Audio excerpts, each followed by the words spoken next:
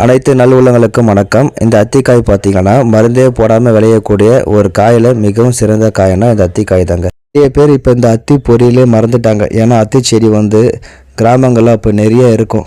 அது மட்டும் இல்லாமல் காய்கறிகள்லாம் கிராமத்தில் அப்போ யாரும்லாம் கடையில் போயிட்டுலாம் வாங்க மாட்டாங்க. இந்த மாதிரி அத்திக்காய் அதுக்கப்புறம் பார்த்திங்கன்னா இந்த மாதிரி நிறைய காய்கறிகள் ஊருக்குள்ளேயே மருந்து இல்லாமல் விளையக்கூடிய காய்கறிகள் நிறைய இருக்குது. நம்முடைய மலச்சிக்கல் பிரச்சனையை நீக்குன்னு சொல்லுவாங்க. மலக்குடல், வயிற்றுப்புண்ணு இது எல்லாமே பார்த்திங்கன்னா ரொம்ப நல்லதாக இந்த அத்திக்காய்.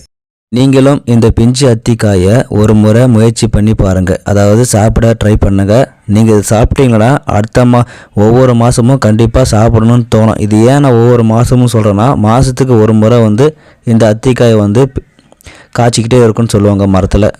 எங்களை போல் விவசாயிகளை உங்களுக்கு பிடிக்குமானா என்னோடய சேனலை லைக் பண்ணுங்கள், ஷேர் பண்ணுங்கள், சப்ஸ்கிரைப் பண்ணுங்கள். அப்போ தான் நாங்கள் மீண்டும் இன்னும் நிறைய வீடியோக்கள் போகிறதுக்கு எங்களுக்கு ஆதரவாக இருக்கும்.